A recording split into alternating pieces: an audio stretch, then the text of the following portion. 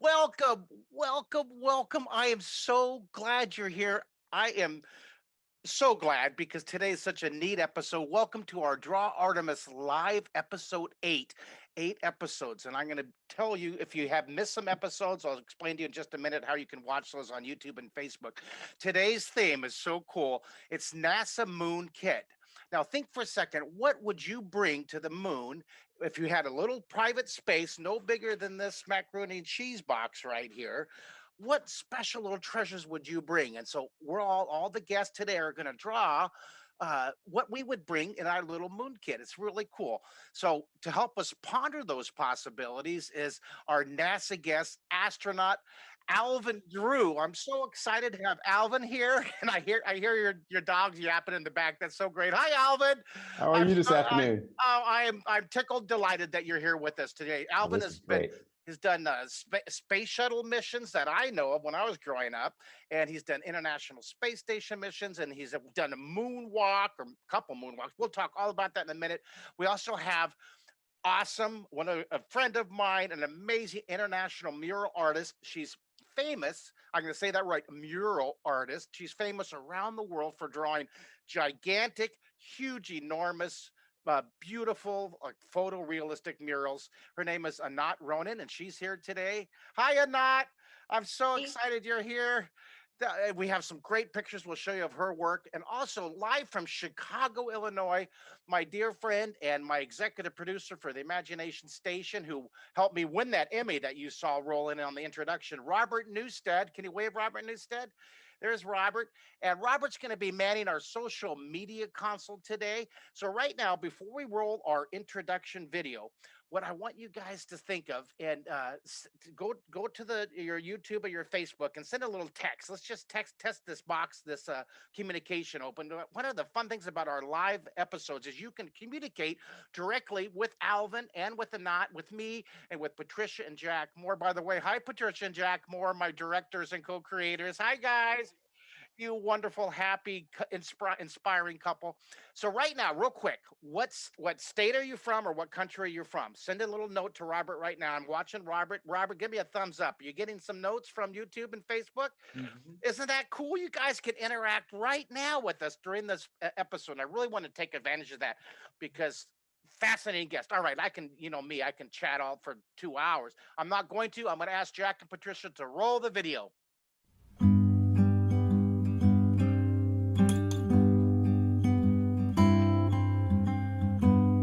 so guys, we are preparing to go to the moon. I'm gonna move to the moon. I'm leaving everyone soon. But before I do, I gotta see you.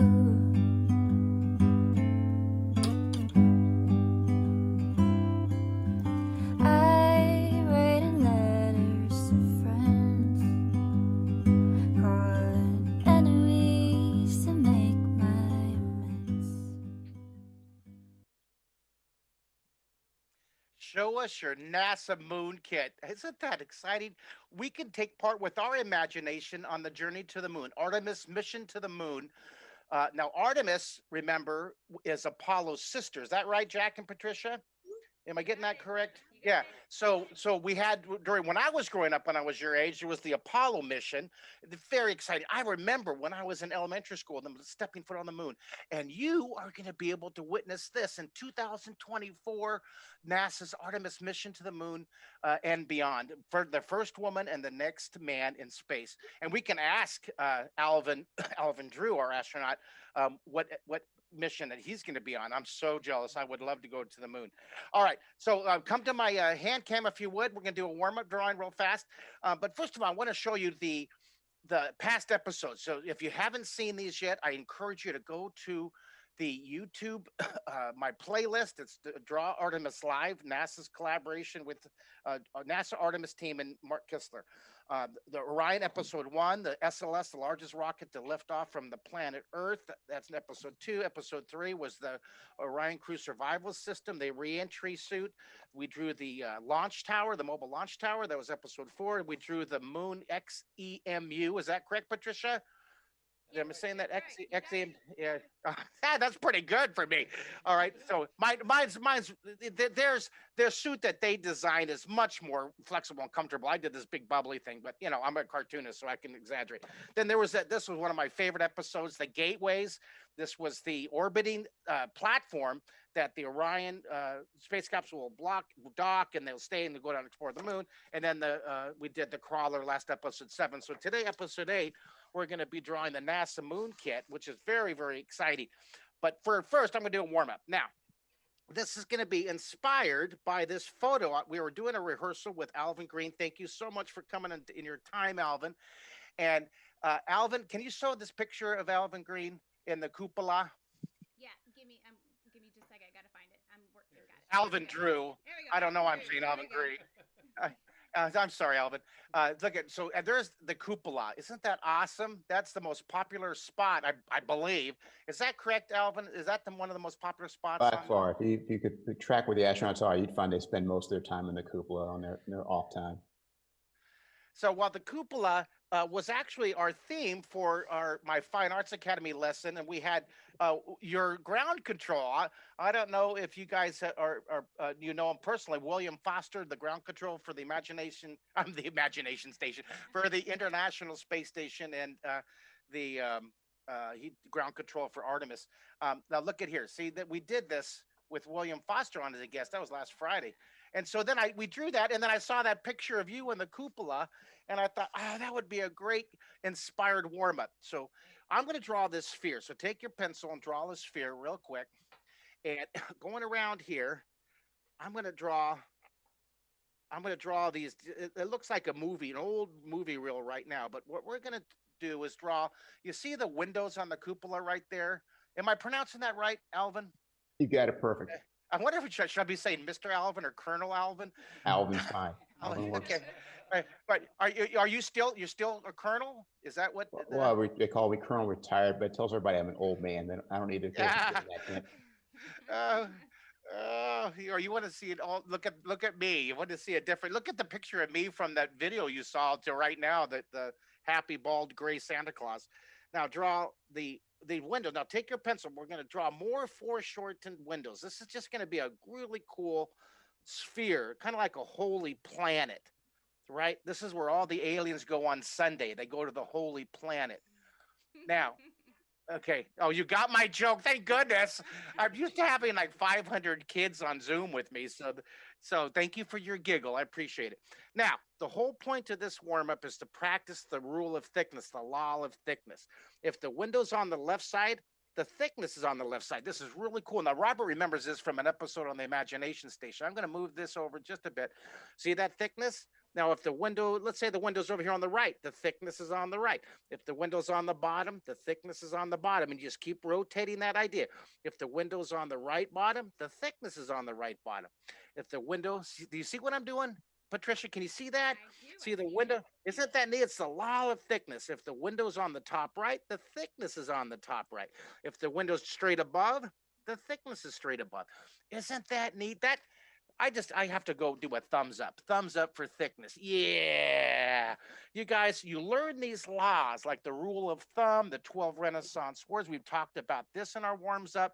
The drawing compass, we've talked about that in our warm up.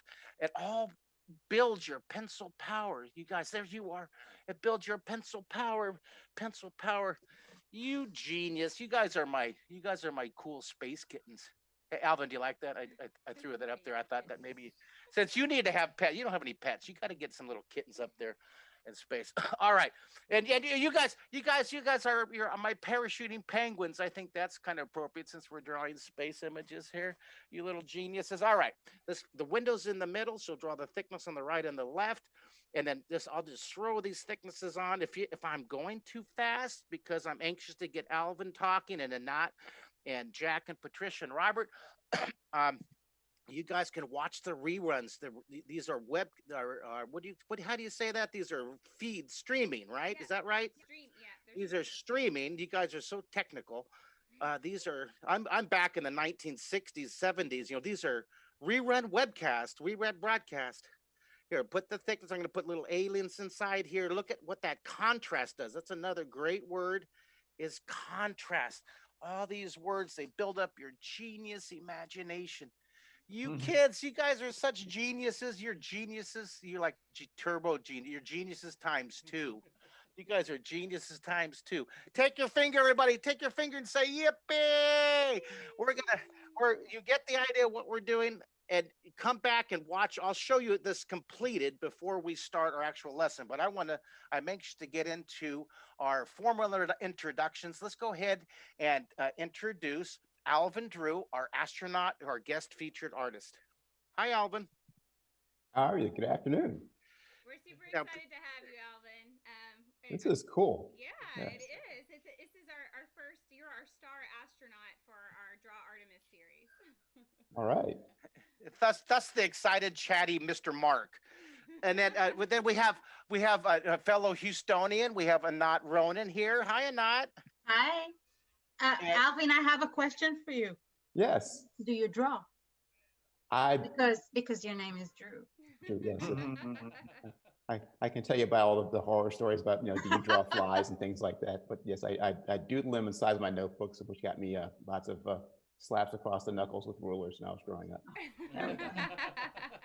So you do it all. You do it all. Yay! Yes. And of course, I want to introduce my friend and co-creator of Imagination Station, Robert Newstead. Now I got my one Emmy. He's got 17. No, he does. He has 5. But thank you, Robert, for being here today. And I guess you saw him wave on the camera. My pleasure. He's good. Happy All to be right. here. Well, great. So we have Robert, we have Annette, and then of course our co-creators of this fun series, and our director and our technical director, Patricia and Jack, the dynamic couple. You guys are so inspired. So you guys, you go ahead and take it away. All right. Well, before we get started, I have to do a shout out. We've got lots of folks watching, and Alvin, one of our friends, is watching. Jim Riley and Allison Riley and Jay Oh my goodness. and Anna. Here's a picture of them. They're drawing with us right now. Oh, that's Check awesome. that out. Hi, I've seen their guys. drawings. They're good. They are That is- awesome. Yes, they are. Yes. Watch it from their iPad. Yeah. Yeah. All right, so let's go ahead. Since we're talking about moon kits and traveling to the moon and all that sort of thing, we're all going to be drawing our moon kits in a little while.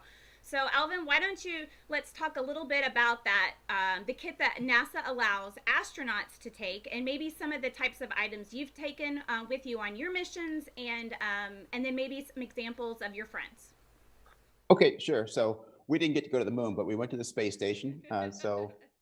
There were a few things that we wanted to make sure that we took with us there. Of course, we get so many things provided for us. So don't waste a lot of time with your moon kit for things you think are necessities, because the necessities you'll get your own custom silverware and spoons and things like that. You'll get a nice big fancy watch so you know what time it is. You get these extremely attractive glasses that you can wear under your helmet. No, we want to see. High Yes. fashion. Well, Come well, on. I mean, okay, and if you find that you cannot resist me Please. while I'm wearing these glasses, don't be ashamed. It's just a natural effect I can't these resist. I mean, you got, extremely- oh my God. of these appealing glasses of mine. Yes, but they I do fit have to paint under you helmets that and- way.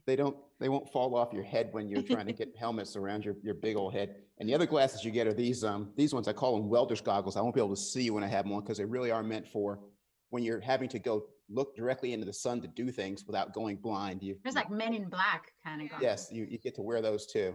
And so those are things that they're going to give to you, along with, of course, your ever trusty checklists.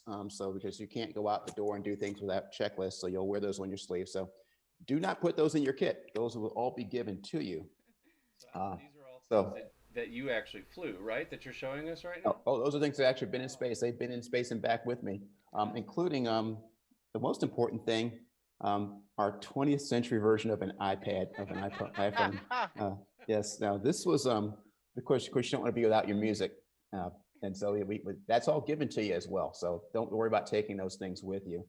So it's personal things. And for me, I was much more interested in the things that I could give away to other folks. So I took up lots of photos of friends of mine and actually put them in the back of this spacewalking checklist. You can see where the tape was on this one, where the photos have been ripped out eventually. And I gave them photos back to those people to show that they could say, there's a photo of you that's been in space. And also just trinkets. I took my own set of military dog tags that I'd had since I was 17. I wore those in space too. And also things like other personal effects, like Jack and Patricia. I made off with both of their wedding rings and took them up to the space station with me too. And That is so romantic. Yeah, That is so yeah. awesome. Coolest thing that's ever happened Yeah. to us. That was amazing. Yeah. Thank There you. they Oh, are. I see him. I see him. I see him. There, floating around. Yes. What do you do? What part of the planet was that over? Do you remember? I think that was somewhere over the Pacific Ocean, not too far away from Vancouver and Seattle. as I Oh, there recall. you go. Over Tahiti. Yeah. So that was a difficult shot to get. Now Jack's ring would sit there and right against the glass because it's weightless. There's nothing keeping it there. But for some reason, Patricia's ring would catch on the air currents and try and fly away. And I just thought for sure I was going to have to tell Patricia that her ring was lost somewhere in the bowels of the air filtration system of the space station That forever. would've But been yeah. just as cool, honestly. Yeah, So- somebody would have found it eventually, right? That's right. Yeah.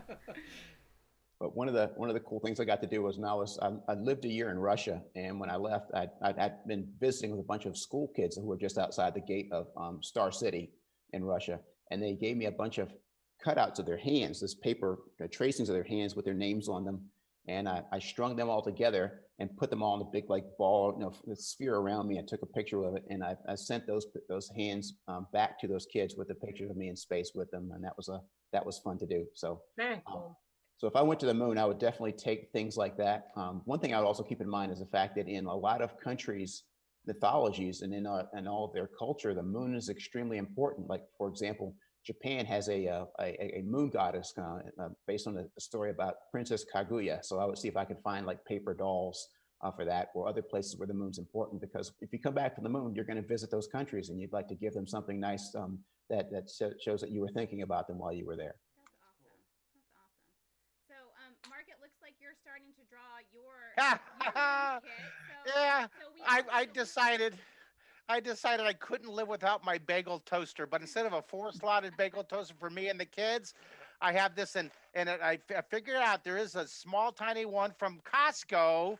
You can get my little mini bagel. Now, my question is, Drew or Alvin, is there a plug that I can plug it in up there on the space We might have to station? get tricky with the voltage conversions, but I think we could get your bagel. We could cook your bagel on there. Of course, understand that Ah, my- the surface of that spacecraft that you're taking to the surface of the moon will get as hot as 250 degrees Fahrenheit out there in the midday sun. So you might not need a bagel toaster. I don't even know the toaster. I just put the bagel out. Okay, I got Just it.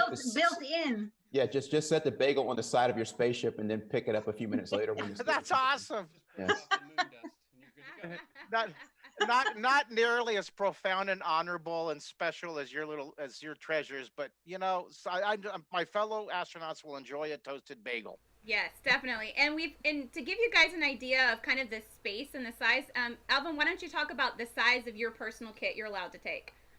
So your personal kit is just this little tiny thing. Literally, if you picked up a paperback book, that gives you the sense of how big your personal kit size is. So you have to be very creative about and also selective about what you take up in space with you.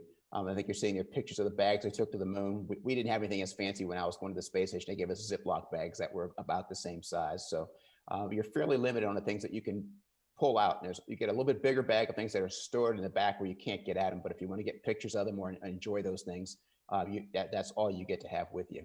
Yeah, so it's not a lot of space, is it?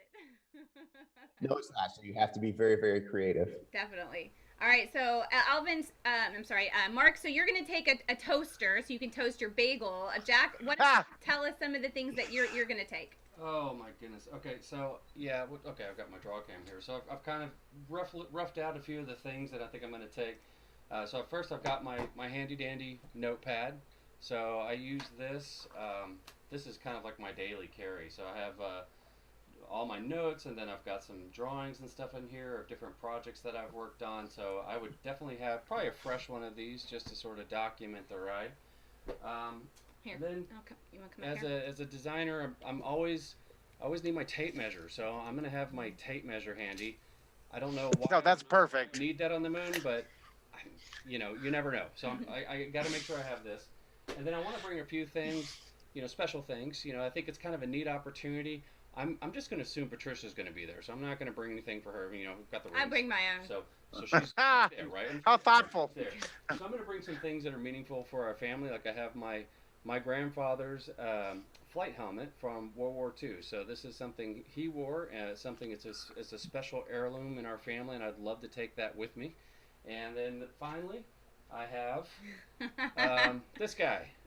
This is a Mr. Rat. This is a plastic rat. This plastic rat has been making the rounds in our home, surprising family members for a while now. A little bit of an inside joke in our family. So I figured this would be handy when I go up, just to kind of help introduce some levity, maybe surprise my crew members during the mission, maybe have it hiding behind a moon rock somewhere. So that's just Jack, a few that of is the so things. cool. That is so cool, and it's incredibly creepy. It is kind of creepy. All right. That's very cool. I didn't know how to respond. Like, oh, are you serious? That is terrifying. We got to have a sense of humor while you're in space, right? I'm sure that comes. Yeah, in and then scare all your fellow astronauts when they wake up and see that. That's funny. All right, so Anat, you're up. What are you gonna bring? So I was thinking about I was always, when I think of things, I try to picture myself in that situation. So I'm figuring it would be a little stressful to go to the moon. So I immediately thought about a chocolate bar. That's for sure is going to go in my kit. I'm an immigrant here to the US. So, and when we came here, each of us, me, my husband, and my son, we each took one suitcase. So it's a lot bigger than the moon kit, but then again, we moved here. We didn't just go for a few days or a few weeks or had everything supplied to us. So it was kind of the similar situation where you're facing this question of, okay, what do I absolutely have to have that I can't get any other way? And it's very few things, actually. I mean, I think everything I need is in my heart and in my head. Everything else is things that are things I don't really need. They're most sentimental, but again, I left them all behind, and I'm good with pictures and with my memories and the memories I'm having and the memories I remember. And it's just that just things to sustain. And I really I love what Alvin said about taking things and giving back to others, because I think that's that would be my route to go if I didn't think that I'm just going for one time. If it was my job, then for sure I would think about other things. But probably a chocolate bar, maybe a mini album of photos of my family and my pets, my many cats. Awesome. And just, I think that would be the route. That's awesome. That's a beautiful story, you know, and it's a reality, you know. It's an interesting exercise to think about, you know, what would we do on a fantastic mission like this? But there are folks that, you know, this is something they really have to consider. So it's a great exercise to put some thought into that and to reflect on what is important. You know, at the end of the day, some things are just material, and I love your point about, you know, it's about what you have in your heart and your head. That is really sometimes all you need. So what a fantastic story. Thank you for sharing that. That is really beautiful. What's in your heart and what's in your head is what's so important. And that, what country did you immigrate from? I'm originally from Israel, and we're here for 14 years now. I love your accent. Well, and you've been making the U.S. very beautiful with some of your work. In fact, we've introduced you, but I don't think we've had a chance to take a look at some of the amazing things you've created. Do you mind if we roll a quick clip of some of your work? Maybe you can tell us. Go ahead while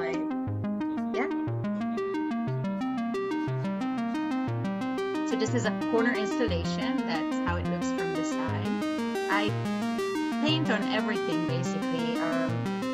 I didn't go to school, and I started relatively late after we came here, more as means of survival.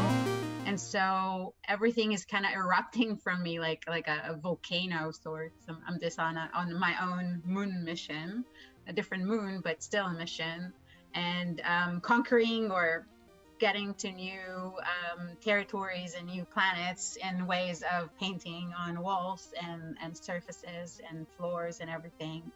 And I'm incredibly blessed to be given that, or be trusted enough for people to just let me do my thing. And my greatest, I think, blessing from this discovery that I can paint good enough for people to actually pay my bills for. I have a reason to wake up in the morning for, and I think that's the greatest gift any human can have. That's amazing. That's so true. You know, if you chase your passions and you're doing what you love, it really rarely feels like work, right? And to be able to sort of sustain yourself with that is a beautiful thing. It's physical. It's a lot of work, and sometimes it's frustrating, like what happened yesterday. But which my work got washed away after 2 days of working on it, 2 people. But at the same time, it's so satisfying. Can you show that picture of that work that she just did? I don't know if Jack, if you have it on, or I think if she she's can. got it. I think Okay, she and she spent what, 10, 12 hours on this? A lot of hours. 20 hours. 20 hours on this giant mural. This is me. This is my assistant or extraordinary Sylvia, and we're working on this huge. Yeah. And you're celebrating the right to vote. Vote now. Today's vote day. So yeah, that's a good Good way to spread the word. And that washed away with the rain, but you had it. People saw it, and you got a good picture of it. I got a time lapse of the wash. That's the better part. I mean, it's heartbreaking, but at the same time, it's so fascinating to see. You know, something you worked so hard for, like for so long, all of a sudden, like in 5 minutes, just go away. It's part of the narrative, isn't it? Yeah. Well, yeah. Can you show? Gorgeous. Thank you to Facebook. We can go look at your beautiful art and your website, right? Where can we go and find your works? Are there good places where we can go appreciate these things in their afterlife? Real quick. Afterlife is social media, yes. Yeah. Awesome. I wanted to. I know that we have a video of her, but can you show the polar bears real quick in that? This is my favorite. I asked her to show my 3 favorite: polar bears, the gorillas, and I think you already saw the iguana. But look at the polar bears with the little kid baby. So there. that was painted during a festival in Kansas City, because I go to festivals, and I paint during the festival so people can see me paint and then can interact with it and whatnot. So definitely that was one beloved piece. So folks, it was fun, you know. Folks online may not be able to see, but that child is actually real, right? That child is real, and it says here with little rocks, said SOS, as if, you know, they're looking for our help. Yeah. So, what other did you want to see, Mark? The gorillas? The gorillas, and then I want to. I'm excited to see the video with Alvin Drew. Yeah. Look at I'm here. I'm Patricia. I'm being so pushy. Okay, I want to see all this stuff. And I should be quiet. My job. I know, totally. Hey, after 8 episodes, they enter me. All right, so here's the gorillas. Let me go back to the gorillas. Here we go. Isn't that awesome? Oh, wow. This is like when I finished, you can see my husband picking up the scaffold and taking it away, and a passerby kind of looking at it. So it shows the size of it. It was for the Houston Zoo. Yeah. The what? The scale of that is breathtaking. Wow. Yeah. Robert, pretty impressive, huh? It was for the Houston Zoo for their new exhibit back then. It was May 2015. It was supposed to be for like 6 months, but it's still there. So I guess, yeah, it's funny. Sometimes they last, sometimes they don't. Yeah. Like yesterday. All right. So Alvin, so I think we're ready to cue up your video. But before we play it and you kind of walk through some of your your experiences while you visited the International Space Station. We have a couple of questions from our audiences that are watching in that can kind of fit through, I guess, can go along with some of your experiences. First, they wanted to know exactly where did you go while you were traveling into space, and then maybe you can talk about sleeping and any dreams that you may have had. Sure. So both times I went to the International Space Station, which is a trick name because it's not stationary. It sits in orbit above the Earth, about 250 miles up, and it goes about like 5 miles every second, and it's traveling around the Earth. And you can see here as we take the shuttle back in. This is back in 2011. My crew of 6 heading up to the space station, and this is the first few seconds, probably the wildest ride there under about 6 million pounds of thrust. Here we are in a much more serene environment, those 250 miles up, just a few hundred feet below the space station, doing a backflip with our shuttle. And here we are coming aboard the space station. The folks in green shirts already live there. They're the crew that lives there. And here's Steve, Bowen, and I getting ready for spacewalk. And if you looked at those big bug eyes, you can see those glasses I was just wearing. I wore a different set of glasses for the actual spacewalk, these little wireframe ones you see there. Yeah. Literal. Gotta have one. Yeah. Here we are out on the spacewalk. We've got helmet cams while we're out there so you can follow us along and see when we're misbehaving. Does that happen often? Yes, very much so. Steve and I coming together to go work on one of the pieces of hardware on the front truss of the space station. And Nicole Stott, who's got a camera there, says, hey, why don't you pose for a photo? So we give him a wave right there. Here's me coming back from my first spacewalk. I'm ecstatic and hungry. It turns out airlock, if you don't bring your food into the airlock, you can't get back out to get your breakfast. So, Alvin, is it fun to float like that? I'm figuring like it brings out your inner 5-year-old. You want to go across the runway, you won't just go gently. You'll rebound off the ceiling, biff off one of your crewmates' head, and then stick the landing every single time. It does make you act like a bad child. Hey, Alvin, Emma wants Yes. to know if you can vote in space. Is that something that you can do? Yes, we've been voting in space for a very long time, since at least 2004 that I recall. DeVore may have been the first astronaut to vote from space, and we do it routinely. Awesome. All right, well, why don't you answer Fatima's question about sleeping and any dreams that you may have? Okay, so sleeping in space, a lot of astronauts have trouble sleeping in space, and maybe it's just the stress of the mission. A lot of folks, you're back, under gravity. I know when I wake up in the morning, I'm 5'10". When I go to bed at night, I'm 5'9", because life just weighs down on me, I guess. But everybody's spine compresses and shrinks during the day under gravity. But when you're in space, your spine doesn't get any of that compression. And some people, that causes back pain because you stretch out. I know when I was in space, they measured me. I was actually 5'11". So it's a one time in type, I got to be that tall. And so it didn't cause me any pain, though. In fact, I slept like a teenager every night that I was in space, because you don't weigh anything. Even the best mattress on the planet isn't as comfortable as a hard metal surface up there in space, because there's no pressure points. You weigh nothing, and so you just float free. In fact, you want to tie yourself down so you don't float around in the space station and kick your crewmates in the head while they're trying to sleep. So what about your dreams? My dreams were surprisingly normal. People trying to sell me stocks and bonds and things like that. But it was when I came back from space, I had these dreams that I could float. I remember the first night back in my house, I dreamt I had to get upstairs, and all I did was just push off the floor and float up the stairway without putting my feet on the ground. And so that lasted for several weeks after I got back, before my dream suddenly picked up gravity again. That's really cool. Yeah. All right, let's see if we've got some other questions. A lot of people saying hello. Lots and lots of people saying hello. All right, Hi, everybody. What about food?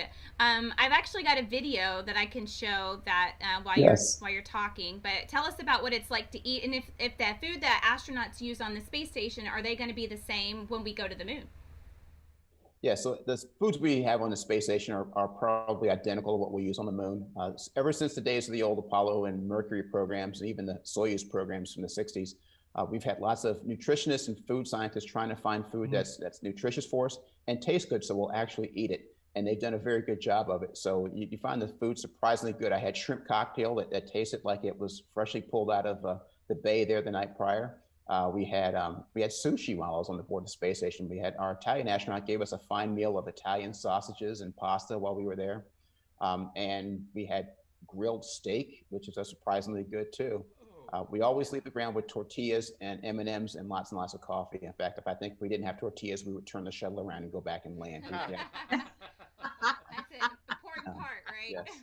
Yes, tortillas and peanut butter. In fact, the first thing you get done in space, because that galley isn't open yet, is we pull out the tortillas. They're freshly baked, and we take this peanut butter jar with Velcro on the bottom, and we stick it up above the galley so we can go make ourselves peanut butter tortillas with the honey, like you see with Chris Hatfield there, to go keep ourselves nourished before the galley's up and running when we get a real meal. Yum, yum. So, Yes. so let's talk. Oh, that's so funny. Well, I got a quick. Jackson. So now, Yeah. in one of my items that I brought along, I brought because I heard there's this rumor that once you're in space, food doesn't taste quite the same. It's a little bland. So I've actually packed this guy here, a little bit of Cajun. Oh, yes. This is a favorite Good of our idea. family. Yeah. So can you talk a little bit about that? Is that true? Yeah. So it's true. Not only does your taste it's harder to taste things, your taste may change. So when you're going out there, when you do your food test before you go up, they give you these different dishes and you rate them from 1 to 10, and they'll pack everything that you rate between a 6 and a 10. And a 6 sounds like something you wouldn't like very much, but you don't hate.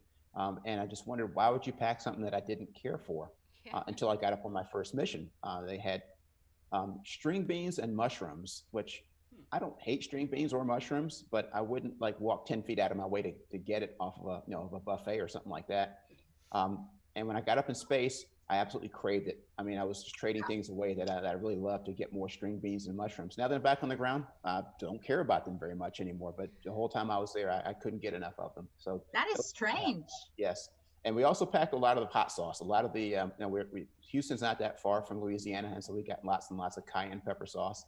And it turns out pepper, black pepper, you don't want that crumbly, those sprinkling like that. And so you would take your pepper and put it in oil, cooking oil, and it infuses the oil. So if you want to put pepper on something, you actually squeeze the pepper infused oil onto it.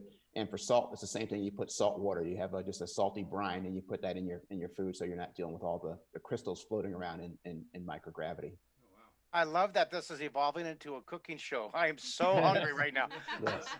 I keep on thinking about those tortillas that you made. Oh my I'm goodness. wishing we had bagels now. As you mentioned that, I could have used a couple of everything bagels while we were up there in orbit. That would have been awesome. Yeah, so I've heard that sometimes astronauts, if they have a favorite food from a special shop or bakery, that NASA's nice enough to package it for them. I heard a rumor that there was, I don't know who it was, but it was a New York astronaut, and he was obsessed with some bagels in his bagel shop, and NASA actually went and sent up a few. Yeah. So does that happen often?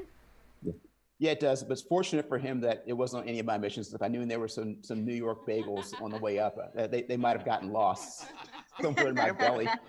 Robert, do you have any social media questions that have to ask some more recipes from Alvin Drew, our chef? Well, somebody wants to know, Emma in Scotland wants to know who cleans up the crumbs. Mario, my son Mario. We try not to make crumbs, but there's a good air filtration system. Anything left sitting alone, because there's no gravity holding it down, will eventually get sucked into the air filters, and you go in there and you vacuum them out on Saturdays to get all the different crumbs left to get them out of the filters. So you have a cleaning day. The weekends are cleaning days? And Saturday's a day for chores. You do your laundry, you do your cleaning, you get all those things done on Saturday, because Monday through Friday are normal work days, and Sundays. How in the world? How do you do laundry? I never thought about that. Yeah. I had never thought about that. That's an interesting. Laundry's actually taking your dirty clothes and throwing them into a mesh bag and putting them someplace where people don't Okay, see them. I was thinking suds and how detergent and all right. I get it. I got it. No, that's we haven't gotten that far. We haven't. Technology hasn't progressed for a zero-G washing machine just yet, but we're working on it. That's awesome. So I want to talk a little bit about traveling to the moon. So with Artemis program, we are going to go on the Space Launch System rocket. Actually, I want to mention something really quick, just to make sure I get it done. But this Space Launch System rocket is going to take our moon kit to the moon, right? So we want to be able, to take lots of payloads, lots of stuff, our crew, so that we can have habitats and landers and all the things astronauts need to survive and to have successful missions. Well, these engines that you see here are going to be tested, all 4 of them together at the same time next month at the Stennis Space Center, which is super exciting, and we call that the Green Run test. And it's going to be loud, very loud. Yeah, so Yes. you've seen an engine test, Alvin. What's it like? Yeah. It's like going to the drag races. You know, you've got this monster loud thing out there, lots of power. It's just the ground shakes around you. It's just it's something to behold. If you're ever near one of these tests, whether down in Mississippi or in Utah, I'd go see one because it's the next best thing to seeing an actual launch. Yeah, and this will be the first time we've strapped 4, and they're the same engines Alvin flew with on the space shuttle. We're going to strap all 4 together at the bottom. Not the exact same. But well, same they could be. I don't know. Oh, they well, have that's flown true, before. I don't know if it was on one of Alvin's missions, but they have flown before. And we're going to fire all 4 at the same time. And if the test works just like the way NASA wants it to, this part of the rocket will be shipped to Kennedy Space Center, and then we can start assembling the rocket and then have our first launch next year. So it's pretty exciting. All right, so let's check on you. I'm trying to flip. Here we go. Here's a look at Mark's drawing. So tell us a little bit about, are you just taking bagels or do you have anything else, Mark? Lots of different sizes and flavors of bagels. Oh, I got, of course, my pencils. I love my Stompies. I've had this Stomp for probably 2 years. I've been using it. I have newer Stomps. These are blenders, but you know what? I love my old stand. It's like a comfortable hat or a baseball mitt or your favorite skillet. It gets better with age. So I'll bring my Stomp. I'll bring my favorite little eraser. I'll bring my pencil, and of course, all of my awesome paper puppets. Yes. You geniuses, you guys are awesome. Yeah, there was someone on social that was asking about puppets earlier. I got to find out who it was. Yeah, all you guys out there, you're my cool koala creative kids drawing with me. Anthony, he wanted to make sure you were going to show lots of puppets.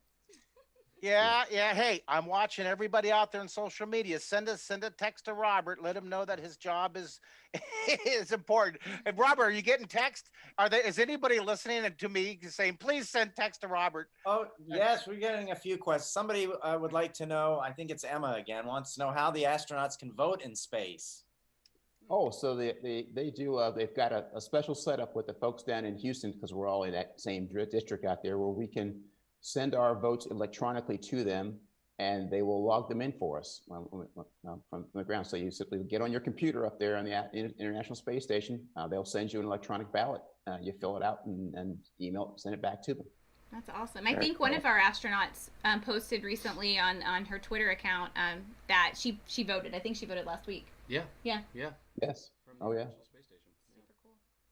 I love Anat's kit. Look at her chocolate bar in her picture, her photograph. That's great. Oh yeah, I'll bring a photo. I'll bring a photo of that too. That's okay. Thank you for reminding me. Yeah, you got to get a photo of Mario and his lawnmowers or his. I keep on trying to get him to come on so I can show. Well, there is his picture. Can you?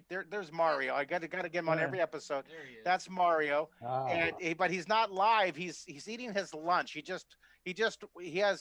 power washed the van, his big van, and so he was making a big deal about bringing his power back and his power washer in his moon kit, and I was trying to explain to him a little bit big, but he wants the job of cleaning the space station. All right, we could use that. For sure. I think on the moon we're going to need somebody to help us in the habitat with all the moon dust. That's probably going to lots of moon dust out there. You definitely want to keep that clean. Yeah. Yes. So that's an interesting question. Jack and I know about the moon dust, but maybe some of our viewers don't. So why is the moon dust such a pain when you're coming to and from the outside of the spacecraft on the lunar surface and then getting back in? It's like, can't you just use the dustbuster? Yeah. So the problem is that out in the vacuum of space, you can't control just a vacuum. The best you can do is push that dust around, and it's extremely fine, like talcum powder. It's also just as bad as when people talk about volcanic eruptions, that type of that plume that comes out there that grinds up engines and airplanes and causes problems for people. It's that type of stuff. It's basically fine glass, and so when it gets into anything that gets into like your nose or your eyes, it's going to be extremely irritating. In fact, I remember when the Apollo 11 crew first dealt with it, they were like almost feverish and like they'd had bad head colds from the inflammation that came from getting moon dust in their noses and in the backs of their throats and things like that. So it can be pretty nasty stuff. So you want to take extra care to clean that dust off before you before you go back to the place where you're going to go live and work and eat. Yeah. So how do we clean that off? Are we doing the same thing with Apollo, or do you know of any new methods that we might use? Well, the thing with Apollo is they didn't have an airlock. The whole lunar module was just depressurized down to vacuum, so there was no way to deal with that. So if you have a habitat with an airlock, you could actually take compressed air and blow all that moon dust off of your suit, get it good and cleaned up. Maybe even try and scrub it with something before you open up. So you could do that before you repressurized your airlock, and then you leave your dirty moon suit and your moon boots in a separate room from where you live. So it's much better contained. Yeah. Interesting. Cool. All right. So what's the thing on top you're drawing, Anat? I'm looking at you got your chocolate bar. Oh, your head. Oh, yes, they're all important. You got to have your music. Yes. Oh my gosh, yeah. So Yes. we had another question from Emma in Scotland, was asking about reading books. Do you actually take books into space, or do you read like on a Kindle or an e-reader? It brings up an interesting thing. One of the things we did on our last flight was we were going to read bedtime stories to children from space. In fact, there's a program out there called Storytime from Space now, where astronauts read bedtime stories. And at that point in time, it wasn't a project, so there weren't any books being sent up for us. We had to smuggle our own books on board to do a demo tape. And so, of course, there was no room for it. You couldn't bring a whole book up with you. So we were going to simply make electronic versions of these books. And so, of course, what I was going to do is buy a book, literally cut it up and scan it, and then use that on my laptop computer that's already on board the space station. We were worried about copyright issues. And so we called up one of the authors and said, hey, we were thinking about using one of your books. Is it okay if we make a copy? He goes, well, I already have electronic versions of that book. And so he simply sent it to us. And we read that book from the shuttle on the way home from the space station. And that was the beginning of Storytime for Space. So we read our own personal books, usually on like e-readers or laptops. But usually we rarely take books up, although Storytime for Space does actually ship books up now. It's not part of your personal kit, but they have a library of children's books up there now to read from. I love that. Jack is really involved with that, aren't you, Jack? Yeah, I promise I didn't see that question, Alvin. But that is a really cool program. It is. And if you guys want to learn more, go to storytimefromspace.com. Lots of great readings. Yep. Yeah. Yes. All right, so we've got another question about the space toilet. So tell us about the space toilet, Alvin.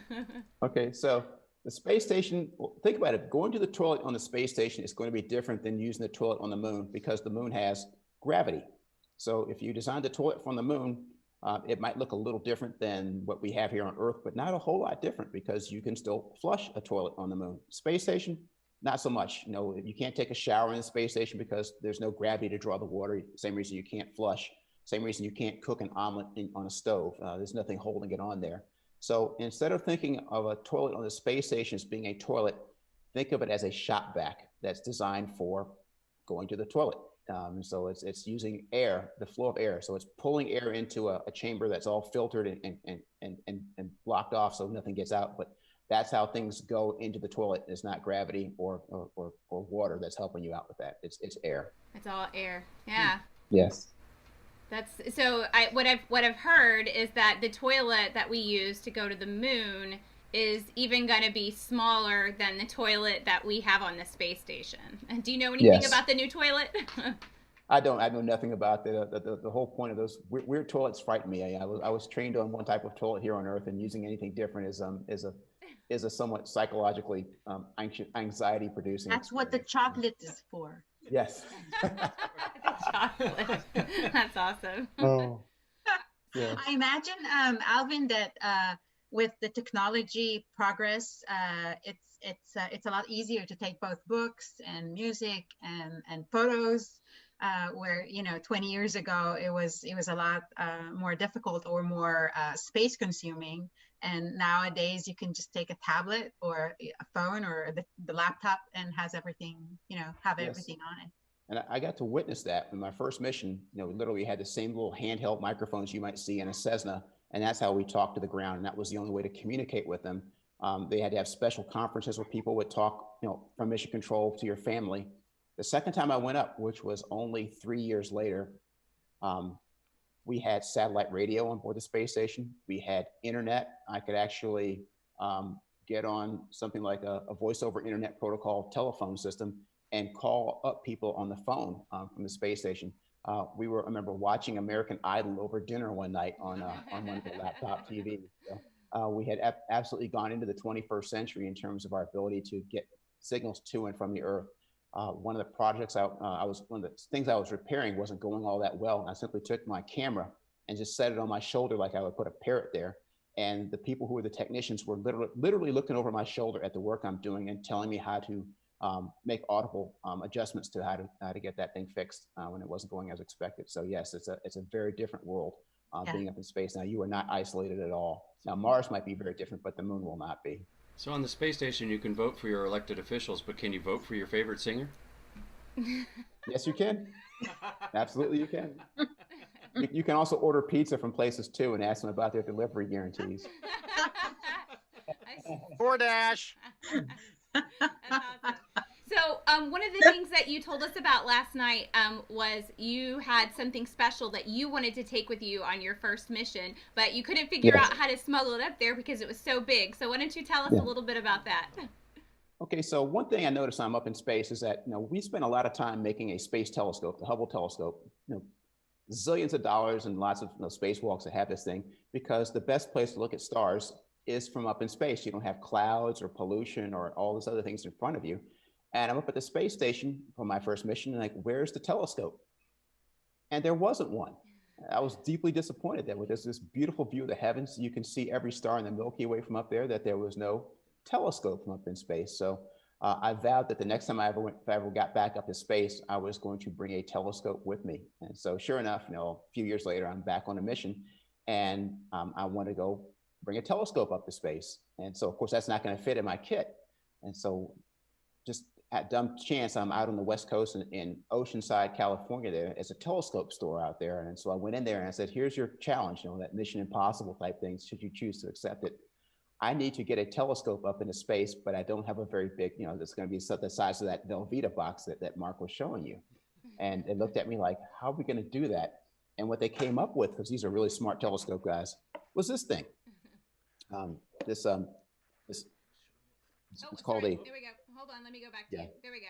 Yeah. Was this item here. So we've got a bunch of Nikon telephoto lenses up on the space station. They're good for cameras, but they're not good for seeing things.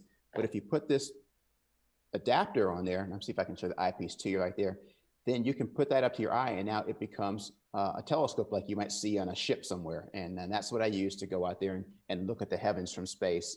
Since then, they've actually put up a real, no kidding, mounted telescope in the space station, so astronauts can view the heavens from up there in space. But that's interesting. One of the thoughts that I had for my moon kit was those mini binoculars, yes, the little ones, because you want to see better. So think about it. Daylight on the moon is 2 weeks long, and night on the moon is 2 weeks long. And when it's nighttime up there, it is pitch black. I mean, the sun and the earth are all completely behind you. You're looking out there at the entirety of this heavens, and you got 2 weeks to kill in utter darkness. Why not take a big telescope out there and enjoy the skies? So you were way ahead of the times. Before NASA was ready to put a telescope on the space station, you were right before them. You're ahead of them. Doing my piece I love that astronomy. story, because I was born in I wasn't born. I was raised in Carlsbad, California, and spent a lot of time. Went to school in Oceanside, California. Yeah. So that's where where I was in your stomping ground there. Yeah. In fact, did you spend a lot of time in Southern Cal? I do now, because my wife is out there getting a PhD in Santa Monica. But at that point, our commander, Steve Lindsay, is from that part of Southern California, and that's why I was out there in Oceanside. Ironically, that store has now since moved to Carlsbad, so it's in your hometown now. Oh, really? Yes. That's awesome. So how did it work out? Were you able to see anything super cool? We had a big moon out there during the mission, so I got to go look at all the craters on the moon. It was cool. It is speed astronomy, because it's all going by very quickly. You go from moon up to moon set in about 45 minutes. So you better know where the moon is and be able to hand track it, which is why it's good to have a mounted telescope out there that can do tracking. Don Pettit would have done a much better job than me, because he'd have designed something that would have just done that automatically for you. Because I know just here on the ground, when you point a telescope at the moon, I mean, 10 seconds go by and now you've lost it. It's off center. So I mean, it Yes. moves really Yeah. fast. So I can only Yeah. imagine while you're traveling at 17,500 miles per hour and you're trying to Yeah. track a moving target. That takes some skill. Yeah. Well, yeah. I mean, you just have to. I kept one eye open to see where the thing was going out of the field of view every time when it was moving around for me, because it is. Like I said, it wasn't the most powerful telescope and it wasn't the most accurately pointed telescope out there, but it fit it scratched my itch while I was up there to go look through a telescope at the stars. I have a What- question. Yes. So I know, I mean, from stories, but and from shows that I've seen that, how does it feel when you come back to Earth to gravity from, yeah. I don't know how many days you spent with no gravity? So coming back and feeling gravity is far and away the worst part of the trip, because it does take long. It's disturbing how quickly your body adjusts to being weightless and really likes to be weightless. You know, just moving around with agility and ease and just kind of going through the air like dolphins go through the water. And now you're back in. It's like you feel like a beached sea mammal. You know, you're just sitting out there. You're just like your bones feel like jelly. You just feel like you're weighed down by lead. And that's even part where you only got partial gravity on you coming back on reentry, and by the time you get back down the ground, you just feel like you're absolutely glued down to your seat, and you've got to get up, and then your sense of balance has turned itself off, because if it doesn't, you would spend the whole time being space sick, and so your brain after about a day and a half goes, you're never going to figure out which way is up, so I'm going to stop asking your inner ear which way is up so I can function. And now you need that again. And so you're using just your visual cues to figure out to keep yourself standing straight. You don't have if you closed your eyes, you would just tumble right over. And that takes about 3 to 5 days to come back. Wow. And so you feel like you weigh a ton, you're spastic, and you've got all these network TV cameras pointed at you, waiting for you to go tumble down the stairs or throw up or do something stupid. So there's nothing enjoyable about that. What does Wow. say? Well, when you're doing the re-entry, from your experience and your words, what is that like going through the Earth's atmosphere, coming back in through that? It's beautiful to look at. I mean, in terms of the dynamics, I was in a shuttle. It's a little bit anticlimactic. The ride into space, you've got these rockets rumbling, and you're getting G's pushed on you. You know, it feels like an elephant's on your chest. Coming back, you do feel heavy, but it's not. It's because you haven't experienced gravity in a while. I think the most we had on us was maybe 1.5 G's at any point during our reentry piece there. But the top of the atmosphere, where you've got these flames just wrapped around the shuttle, just swirling past you as you come in, is just awesome to behold. The other part was at one point we were banked up doing one of our turns, and I'm looking down at an airliner going into Hawaii, and we're going the same direction, and we just blew his doors off. It's like I first had a real sense of the speed we were going. Well, I'm looking at this airline, I know it's going somewhere around 600 miles an hour, and we passed him like he was standing still. That part was pretty fun. And then you're watching things get closer, the sky getting bluer, and then finally you're over Florida before you know it. It happens extraordinarily fast. Wow, did you guys? I might have missed it. I got a phone call from Mara in the middle of a webcast, of course. Did you talk about that scariest moment, that story you shared last night? Did you already share that? I don't know what the scariest one. I remember the going through the Aurora, but that wasn't scary. Oh, The docking piece. Yeah. Oh yeah. So on our second mission, the first thing you would do is you get into space is you have to dock to the space station. You want to get a good airtight seal, and that happens in phases. First is just getting a good. It's literally just holding on to it. There's no airtight. You're not even physically attached. It's this kind of spring-loaded set of grappling pieces that hold on to each other, and then eventually you pull them together, and then you get a good seal. The problem is there's a thing called gravity gradient, and it turns out that if you are in a certain position, if you took some dumbbells in space and you had them like side by side, over time they would go to where they're vertical like that, because if the closer you are to Earth, the stronger gravity pulls you. The further you are away from Earth, the less it pulls you, so it wants to get vertical.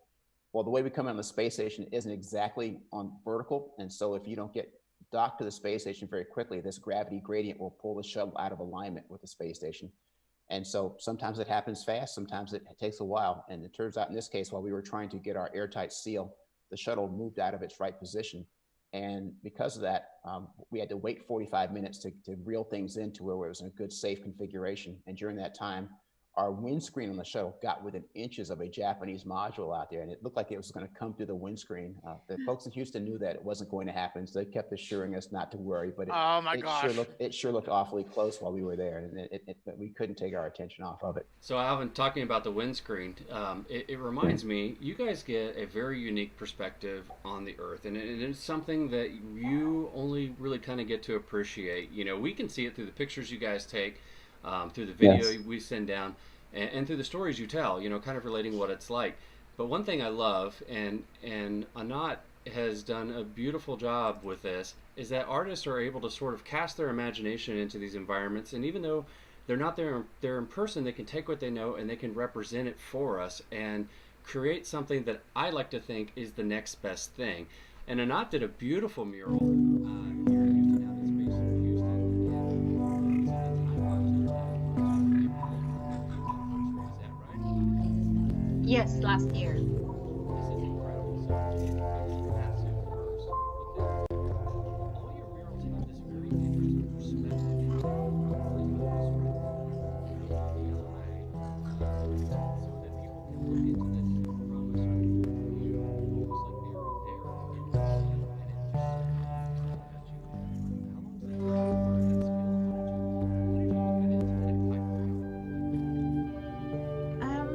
Curiosity mostly, and just wanting to try, and what's the worst case that can happen.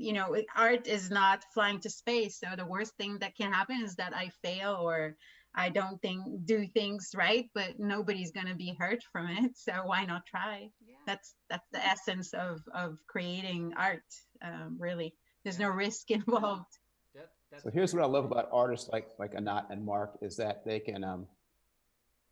can actually distort what you're seeing so that you're not seeing is exactly accurate, but it gives you the feeling of being there. I can go up in space and take you a perfectly accurate picture of what it looks like in space, and it will not feel to you like you've been in space. It takes that artist's eye to know which things to pull out of that picture and to amplify, so you have that emotional reaction such that you would have if you're in space. And so I would put Anat's painting up against any one of my 10,000 pictures I took from space. And hers is going to give me a much better feel. It's going to take me back there much more accurately and much more with higher fidelity than any of those photos I took.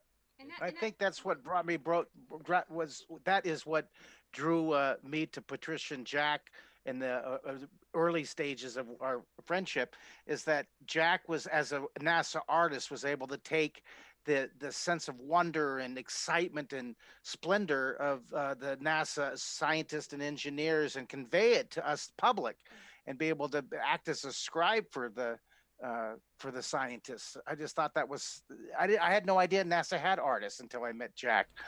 And that fits perfectly into your full steam ahead, right? Do you want to? We're oh yeah, good segue. Yeah, go. Oh my God, oh my goodness, the hour's already up. Oh my gosh, it seems like Oh, well, Alvin, I just want to tell you hi. And Alvin, I'm going to do a really cool print here and send you an autograph print. Yes, please. And then, but I'm going to send you two. You got to autograph one and send it back to me. I'm now a huge geek out. I know my agenda. It was so neat. What a treat having you here. Thank you. I know your schedule's jam-packed. So, giant hugs. Amazing conversation. Yeah, amazing. And then about this full steam is that all over the country and all over the world, really, all the our educators, all of them are pushing for this STEM, which is a fine and noble core goal for curriculum, is science, technology, engineering, and math.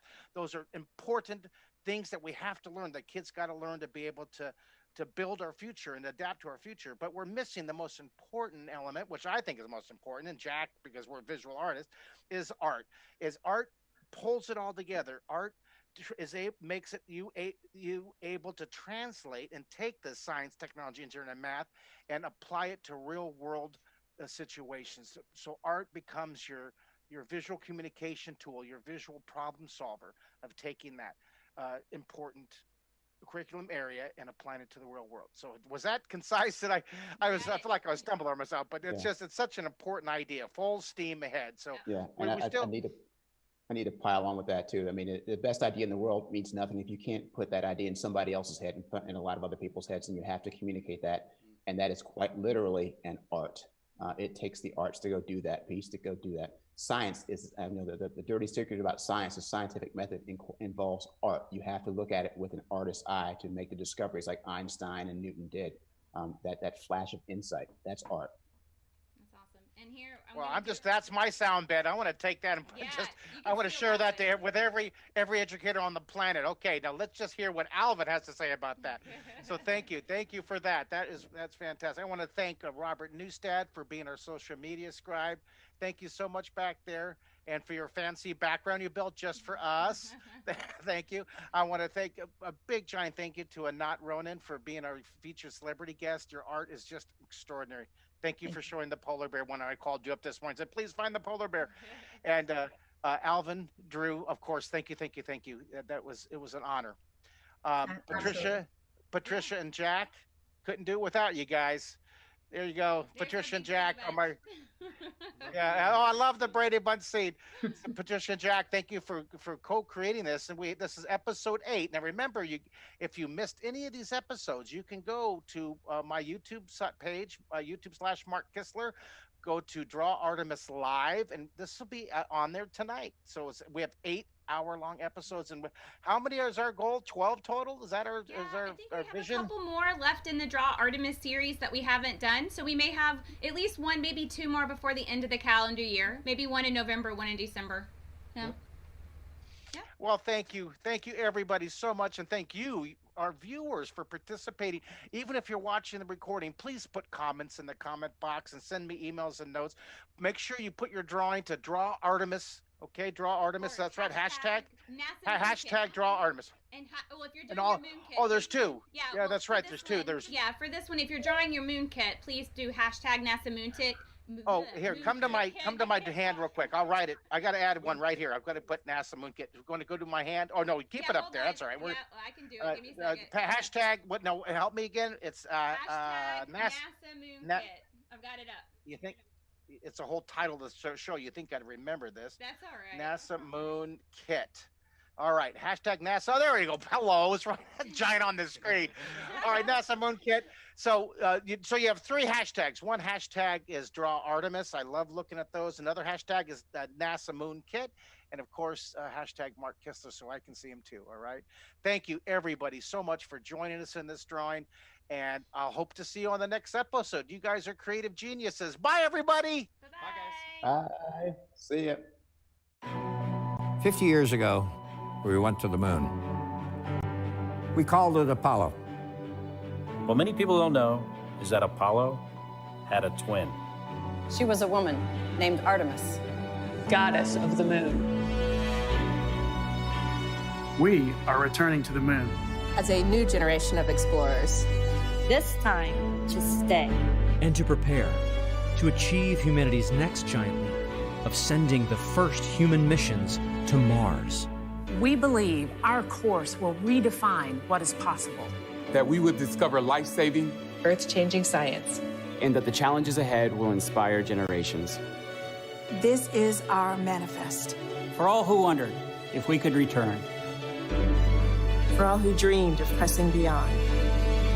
This is your calling. We go for all of America. We go. We go as the Artemis generation. We go